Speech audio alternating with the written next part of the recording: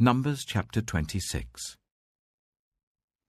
After the plague, the Lord said to Moses and Eleazar, son of Aaron the priest, "Take a census of the whole Israelite community by families, all those 20 years old or more who were able to serve in the army of Israel."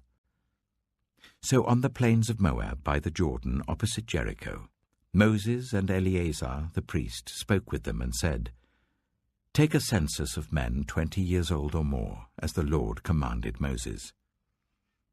These were the Israelites who came out of Egypt. The descendants of Reuben, the firstborn son of Israel, were, through Hanok, the Hanokite clan; through Palu, the Paluite clan; through Hezron, the Hezronite clan; through Carmi, the Carmite clan. These were the clans of Reuben. Those numbered were 43,730. The son of Palu was Eliab. The sons of Eliab were Nemuel, Dathan, and Abiram. The same Dathan and Abiram were the community officials who rebelled against Moses and Aaron, and were among Korah's followers when they rebelled against the Lord. The earth opened its mouth and swallowed them along with Korah, whose followers died when the fire devoured the 250 men, and they served as a warning sign. The line of Korah, however, did not die out. The descendants of Simeon by their clans were, through Nemuel, the Nemuelite clan; through Jamin, the Jaminite clan; through Jachin, the Jachinite clan; through Zerah, the Zerahite clan; through Sheul, the Sheulite clan. These were the clans of Simeon. Those numbered were 22,200. The descendants of Gad by their clans were, through Zephon, the Zephonite clan; through Haggai, the Haggite clan; through Shunai, the Shunite clan; through Ozni, the Oznite clan; through Eri, the Erite clan; through Arodai, the Arodite clan; through Areli, the Arelite clan. These were the clans of Gad. Those numbered were 40,500. And Onan were sons of Judah, but they died in Canaan. The descendants of Judah by their clans were, through Shelah, the Shelahite clan; through Perez, the Perezite clan; through Zerah, the Zerahite clan. The descendants of Perez were, through Hezron, the Hezronite clan; through Hamul, the Hamulite clan. These were the clans of Judah. Those numbered were 76,500. The descendants of Issachar by their clans were, through Tola, the Tolaite clan; through Puah, the Puahite clan; through Jashab, the Jashabite clan; through Shimron, the Shimronite clan. These were the clans of Issachar. Those numbered were 64,300. The descendants of Zebulun by their clans were, through Sered, the Seredite clan; through Elon, the Elonite clan; through Jaliel, the Jalielite clan. These were the clans of Zebulun. Those numbered were 60,500. The descendants of Joseph by their clans through Manasseh and Ephraim were, the descendants of Manasseh through Machir, the Machirite clan. Machir was the father of Gilead; through Gilead, the Gileadite clan. These were the descendants of Gilead. Through Iezer, the Iezerite clan; through Helek, the Helekite clan; through Asriel, the Asrielite clan; through Shechem, the Shechemite clan; through Shemida, the Shemidite clan; through Hepher, the Hepherite clan. Zelophehad, son of Hepher, had no sons. He had only daughters, whose names were Mahlah, Noah, Hoglah, Milcah, and Tirzah. These were the clans of Manasseh. Those numbered were 52,700. These were the descendants of Ephraim by their clans. Through Shuthelah, the Shuthelahite clan; through Becher, the Becherite clan; through Tehan, the Tahanite clan. These were the descendants of Shuthelah, through Eron, the Eronite clan. These were the clans of Ephraim. Those numbered were 32,500. These were the descendants of Joseph by their clans. The descendants of Benjamin by their clans were, through Bela, the Belaite clan, through Ashbel, the Ashbelite clan, through Ahiram, the Ahiramite clan, through Shupham, the Shuphamite clan, through Hupham, the Huphamite clan. The descendants of Bela through Ard and Naaman were, through Ard, the Ardite clan, through Naaman, the Naamite clan. These were the clans of Benjamin. Those numbered were 45,600. These were the descendants of Dan by their clans, through Shuham, the Shuhamite clan. These were the clans of Dan. All of them were Shuhamite clans, and those numbered were 64,400. The descendants of Asher by their clans were, through Imnah, the Imnite clan, through Ishvi, the Ishvite clan, through Beriah, the Beriahite clan, and through the descendants of Beriah, through Heber, the Heberite clan, through Malkiel, the Malkielite clan. Asher had a daughter named Sirah. These were the clans of Asher. Those numbered were 53,400. The descendants of Naphtali by their clans were, through Jaziel, the Jazielite clan, through Gunai, the Gunite clan, through Jezer, the Jezerite clan, through Shillem, the Shillemite clan. These were the clans of Naphtali. Those numbered were 45,400. The total number of the men of Israel was 601,730. The Lord said to Moses, "The land is to be allotted to them as an inheritance based on the number of names. To a larger group give a larger inheritance, and to a smaller group a smaller one. Each is to receive its inheritance according to the number of those listed. Be sure that the land is distributed by lot. What each group inherits will be according to the names for its ancestral tribe. Each inheritance is to be distributed by lot among the larger and smaller groups." These were the Levites who were counted by their clans. Through Gershon, the Gershonite clan. Through Kohath, the Kohathite clan. Through Merari, the Merarite clan. These also were Levite clans, the Libnite clan, the Hebronite clan, the Malite clan, the Mushite clan, the Korahite clan. Kohath was the forefather of Amram. The name of Amram's wife was Jochebed, a descendant of Levi who was born to the Levites in Egypt. To Amram she bore Aaron, Moses, and their sister Miriam. Aaron was the father of Nadab and Abihu, Eleazar and Ithamar. But Nadab and Abihu died when they made an offering before the Lord with unauthorized fire. All the male Levites a month old or more numbered 23,000. They were not counted along with the other Israelites because they received no inheritance among them.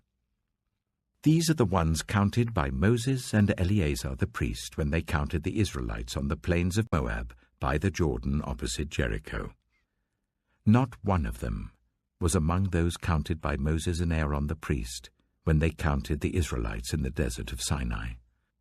For the Lord had told those Israelites they would surely die in the wilderness, and not one of them was left except Caleb, son of Jephunneh, and Joshua, son of Nun.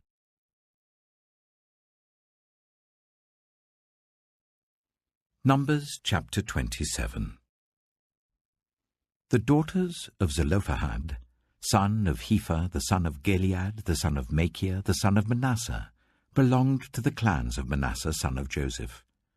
The names of the daughters were Mahlah, Noah, Hoglah, Milcah, and Tirzah.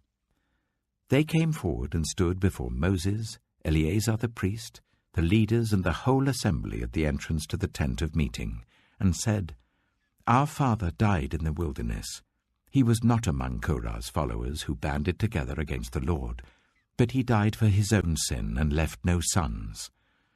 Why should our father's name disappear from his clan because he had no son? Give us property among our father's relatives." So Moses brought their case before the Lord, and the Lord said to him, "What Zelophehad's daughters are saying is right. You must certainly give them property as an inheritance among their father's relatives, and give their father's inheritance to them. Say to the Israelites, if a man dies and leaves no son, give his inheritance to his daughter. If he has no daughter, give his inheritance to his brothers. If he has no brothers, give his inheritance to his father's brothers. If his father had no brothers, give his inheritance to the nearest relative in his clan, that he may possess it. This is to have the force of law for the Israelites, as the Lord commanded Moses." Then the Lord said to Moses, "Go up this mountain in the Abarim range, and see the land I have given the Israelites. After you have seen it, you too will be gathered to your people as your brother Aaron was. For when the community rebelled at the waters in the desert of Zin, both of you disobeyed my command to honor me as holy before their eyes." These were the waters of Meribah Kadesh, in the desert of Zin. Moses said to the Lord, "May the Lord, the God who gives breath to all living things, appoint someone over this community to go out and come in before them, one who will lead them out and bring them in, so that the Lord's people will not be like sheep without a shepherd." So the Lord said to Moses, "Take Joshua, son of Nun, a man in whom is the spirit of leadership, and lay your hand on him. Make him stand before Eleazar the priest and the entire assembly, and commission him in their presence. Give him some of your authority, so that the whole Israelite community will obey him. He is to stand before Eleazar the priest, who will obtain decisions for him by inquiring of the Urim before the Lord. At his command, he and the entire community of the Israelites will go out, and at his command they will come in." Moses did as the Lord commanded him. He took Joshua and made him stand before Eleazar the priest and the whole assembly. Then he laid his hands on him and commissioned him, as the Lord instructed through Moses.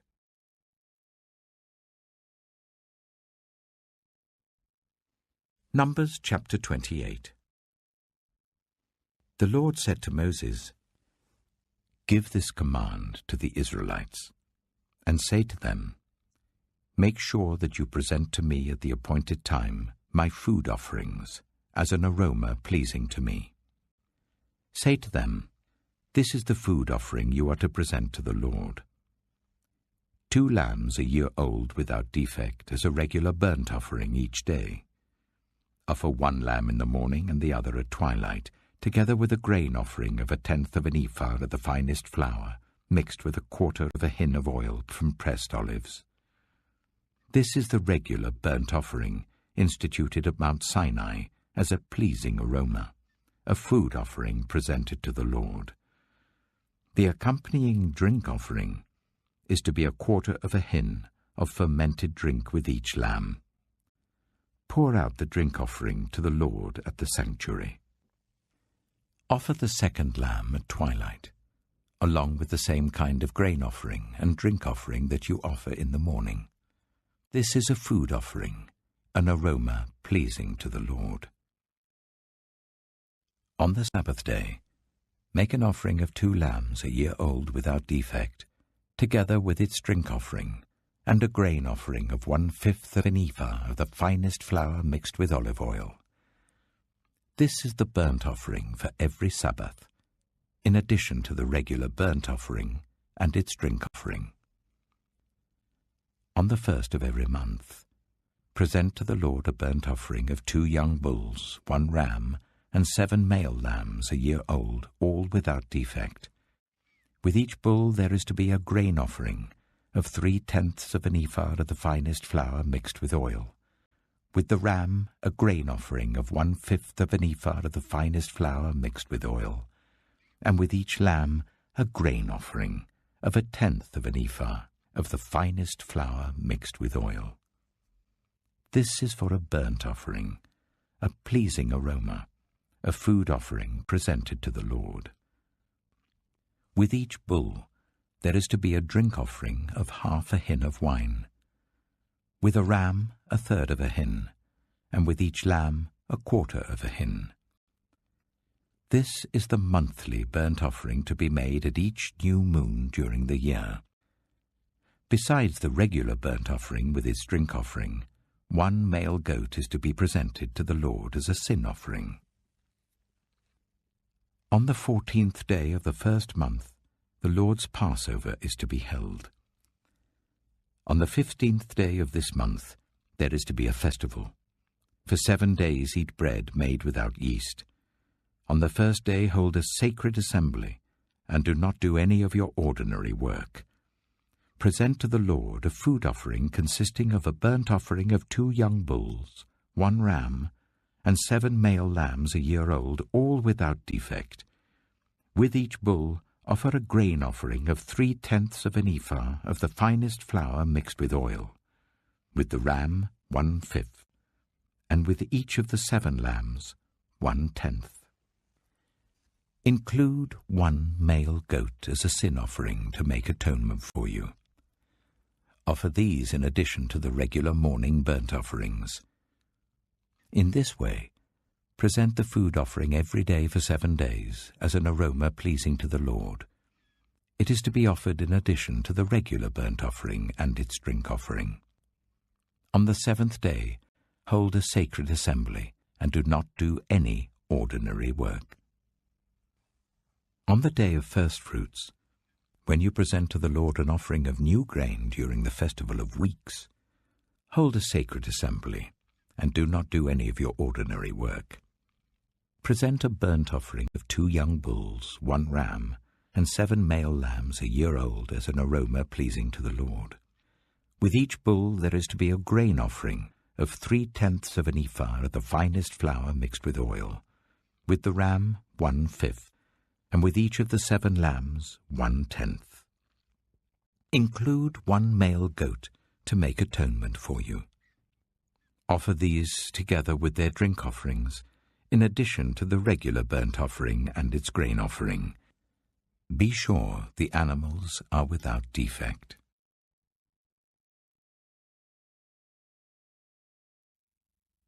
Psalm 57. Have mercy on me, my God, have mercy on me. For in you I take refuge. I will take refuge in the shadow of your wings until the disaster has passed. I cry out to God Most High, to God who vindicates me. He sends from heaven and saves me, rebuking those who hotly pursue me. God sends forth his love and his faithfulness. I am in the midst of lions. I am forced to dwell among ravenous beasts, men whose teeth are spears and arrows, whose tongues are sharp swords. Be exalted, O God, above the heavens. Let your glory be over all the earth. They spread a net for my feet. I was bowed down in distress. They dug a pit in my path, but they have fallen into it themselves. My heart, O God, is steadfast. My heart is steadfast. I will sing and make music. Awake, my soul, awake, harp and lyre. I will awaken the dawn. I will praise you, Lord, among the nations. I will sing of you among the peoples. For great is your love, reaching to the heavens. Your faithfulness reaches to the skies. Be exalted, O God, above the heavens. Let your glory be over all the earth.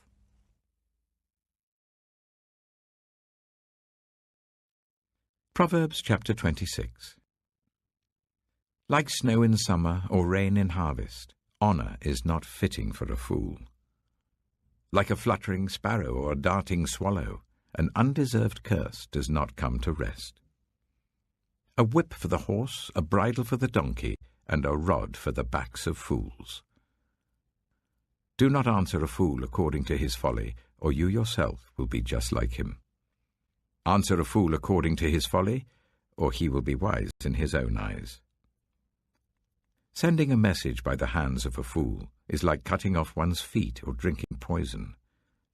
Like the useless legs of one who is lame is a proverb in the mouth of a fool. Like tying a stone in a sling is the giving of honor to a fool. Like a thorn bush in a drunkard's hand is a proverb in the mouth of a fool. Like an archer who wounds at random is one who hires a fool or any passer-by. As a dog returns to its vomit, so fools repeat their folly. Do you see a person wise in their own eyes? There is more hope for a fool than for them. A sluggard says, "There's a lion in the road, a fierce lion roaming the streets." As a door turns on its hinges, so a sluggard turns on his bed. A sluggard buries his hand in the dish. He is too lazy to bring it back to his mouth. A sluggard is wiser in his own eyes than 7 people who answer discreetly. Like one who grabs a stray dog by the ears is someone who rushes into a quarrel not their own.